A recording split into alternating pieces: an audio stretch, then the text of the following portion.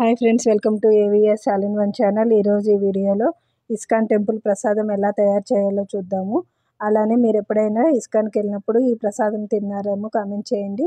చాలా టేస్టీగా ఉంటుందండి. అలానే మనం ఇంట్లోనే సేమ్ అలానే టేస్ట్ వచ్చేలాగా ఎలా చేయాలో చూద్దాము. అలాగే మేమైతే వేక్ ఫిట్ నుంచి కబోర్డ్ అయితే ఆర్డర్ చేసుకున్నామండి. సో ఆ వ్లాగ్ అయితే చూద్దాము. ఇదైతే నిన్నటి వ్లాగ్ అండి. ఇక్కడైతే 4 మెంబర్స్ వచ్చారు యాక్చువల్గా ఫిట్ చేయడానికి. సో వాళ్ళ కోసం అనేసి ఎర్లీ మార్నింగే నేనైతే కాఫీ అయితే పెట్టించానండి. అలానే చాలా బాగుందండి క్వాలిటీ కూడా. చూసారా, మేమైతే డైరెక్ట్గా మార్తల్లిలో వేక్ ఫిట్ కంపెనీకే వెళ్ళి ఆర్డర్ చేసాము. మనకైతే యాక్చువల్గా వెబ్సైట్లోనే ఉంటుందండి. మనం వెబ్సైట్లో కూడా బుక్ చేసుకోవచ్చు. ఇదైతే 2 డోర్స్ 6 ఫీట్ ఉంటుందండి. సో వాళ్ళంతా ఫిట్ చేసి వెళ్ళిన తర్వాత నేను అంతా నీట్గా అయితే క్లీన్ చేసుకుంటున్నాను. క్వాలిటీ అయితే మాత్రం చాలా బాగుందండి. సో చూసారు కదా, అక్కడైతే నాకు 4 రోస్ వచ్చినాయి. 1 2 3 4 రోస్ వచ్చినాయి. అంటే ఇక్కడ ఫోర్త్ రో అనేది జస్ట్ కబోర్డ్ లాగా ఇచ్చారంతే. థర్డ్ రో అనేది ఎక్కువగా ఉంది, లోపల ఏమైనా పెట్టుకోవచ్చు మనమైతే. నేనైతే అంతా ఇలా అయితే అరేంజ్ చేసుకున్నాను బట్టలు. ఇదైతే మేము డైలీ యూజ్ కోసం అని తీసుకున్నామండి. సిటీలో తెలుసు కదా, తక్కువ కబోర్డ్లు ఉంటాయి. సో అందుకనేసి నేను ఎక్స్ట్రా కబోర్డ్ కావాలనేసి అయితే తెప్పించుకున్నాను. జస్ట్ డైలీ యూజ్ బట్టల కోసం అయితే తీసుకున్నామండి. కాస్ట్ కూడా రీజనబుల్గానే ఉంది. సో మేము అందుకనేసి బుక్ అయితే చేసుకున్నాము.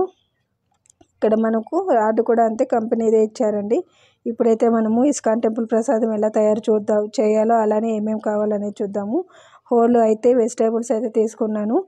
ఇక్కడైతే క్యారెట్, బీన్స్, అలానే ఆలుగడ్డ, వంకాయ, క్యాప్సికము, కోసు, అలానే టమాటో, ఆనియను, వెల్లుల్లి, పచ్చిమిరపకాయలు, క్యారెట్ అన్నీ తీసుకున్నానండి. కరివేపాకు, అల్లము, చూసారు కదా మొత్తం అన్ని వెజిటేబుల్స్ అయితే తీసుకున్నాను. అలానే కొంచెం చెక్క, లవంగము, ఎలకబుడ్డ కూడా అండి. 1 గ్లాస్ అంత పెసరపప్పు, సేమ్ ఇదే గ్లాస్తో రైస్ కూడా వేసుకోవాలి కాబట్టి కరెక్ట్గా 1 గ్లాస్ పెసరపప్పు అయితే తీసుకున్నాను. కొంచెం కొత్తిమీర అంతే. ఈ కొత్తిమీర కూడా మెయిన్ అండి. అన్నీ నీట్గా వాష్ చేసుకొని పెట్టుకోవాలి. ఇప్పుడైతే నేను ఆలుగడ్డ అలానే వంకాయ అనేది స్మూత్గా చిన్నగా కట్ చేసుకొని అయితే వేసుకున్నాను. అలానే మిగిలిన వెజిటేబుల్స్ అంతే అన్నీ నీట్గా కట్ చేసుకోవాలండి. చిన్నగా పచ్చి కొబ్బరి కూడా యాడ్ చేసుకోండి. మధ్య మధ్యలో తగులుతూ ఉంటే చాలా బాగుంటుంది. ఒక కుక్కర్ పెట్టుకొని అందులోకి ఆయిల్ అయితే వేసుకోవాలి. ఇక్కడ ఆయిల్ అనేది కరెక్ట్గా వేసుకోండి. మనకు రైస్కు అలానే వెజిటేబుల్స్కి సరిపడినంత ఆయిల్ అయితే వేసుకోవాలండి.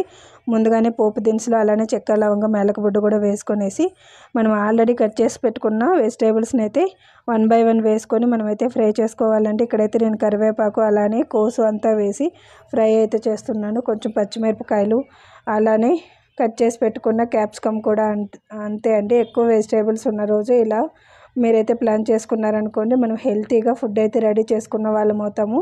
అలానే ఏం వెజిటేబుల్స్ వేస్ట్ కాకుండా మనకి ఇంట్లో 1 వీక్ తెచ్చుకున్న వెజిటేబుల్స్ అన్నీ కూడా కంప్లీట్ అవుతాయండి. సో నేను ఎక్కువ వెజిటేబుల్స్ తెచ్చిన రోజు నేను ఇలాంటివి అయితే చాలా ప్లాన్ చేస్తాను.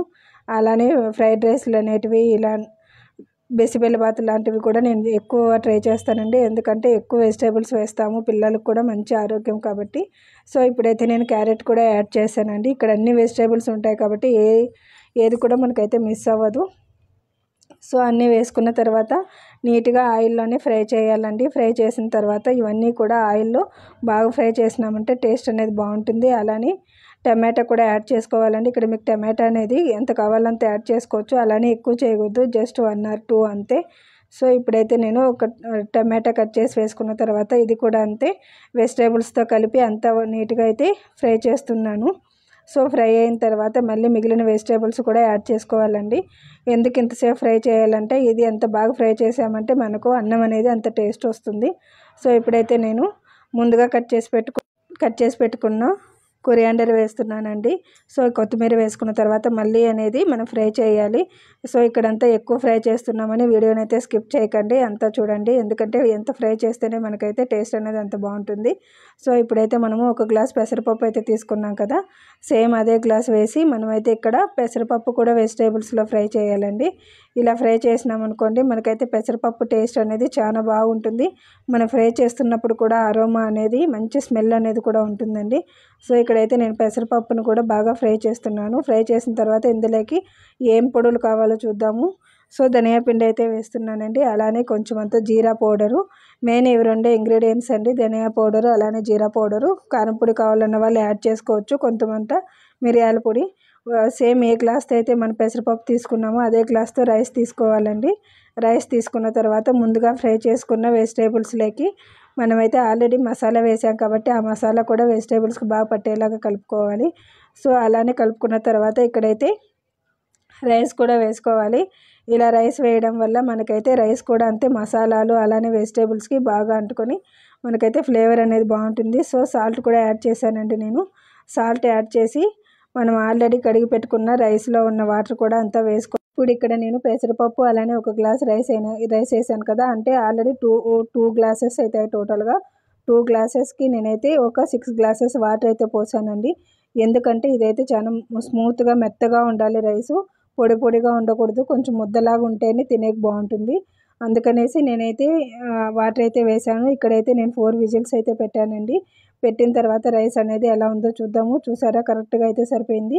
ఇప్పుడు ఇది పొడి పొడిగా అన్నంలాగా ఉంది కాబట్టి నేనైతే ఇంకా కొంచెం వాటర్ అయితే యాడ్ చేసుకొని మళ్ళీ ఉడకపెట్టానండి. అప్పుడే అయితే నేను సర్వ్ చేసుకోలేదు. సో ఇక్కడైతే చూసారా, నేనైతే అంతా నీట్గా మిక్స్ చేసుకున్న తర్వాత కొంచెము లైట్గా వాటర్ అనేది యాడ్ చేసుకొని స్టవ్ ఆన్ చేసుకొని ఇక్కడైతే నేను జీరా పౌడర్ అయితే యాడ్ చేస్తున్నానండి. ఇలా లాస్ట్లో జీరా పౌడర్ యాడ్ చేసుకున్నాం అనుకోండి మనకైతే టేస్ట్ అనేది చాలా బాగుంటుంది. సో చూసారు కదా, అలానే కొంచెం అంత లైట్గా కొత్తిమీర కూడా వేసి మళ్ళీ నెక్స్ట్ మనమైతే అంతా మిక్స్ చేసుకోవాలి. ఇప్పుడైతే జస్ట్ 2 మినిట్స్ ఉడకబెడితే చాలండి, ఎక్కువ ఉడకాల్సిన అవసరం లేదు.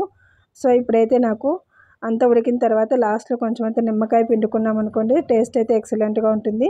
సో ఫైనల్గా మనకైతే ఇస్కాన్ టెంపుల్ ప్రసాదం అయితే రెడీ అయిపోయిందండి. మీరు కూడా ఇంట్లో ట్రై చేసి ఎలా ఉందో నాకైతే కామెంట్ సెక్షన్లో కామెంట్ చేయండి. ఈ వీడియో కనుక నచ్చినట్టయితే లైక్, షేర్ అండ్ సబ్స్క్రైబ్ చేయండి. కొత్తగా చూసేవాళ్ళు మా ఛానల్ని సబ్స్క్రైబ్ చేసి మీ ఫ్యామిలీ మెంబర్స్కి అయితే షేర్ చేయండి. Thanks for watching.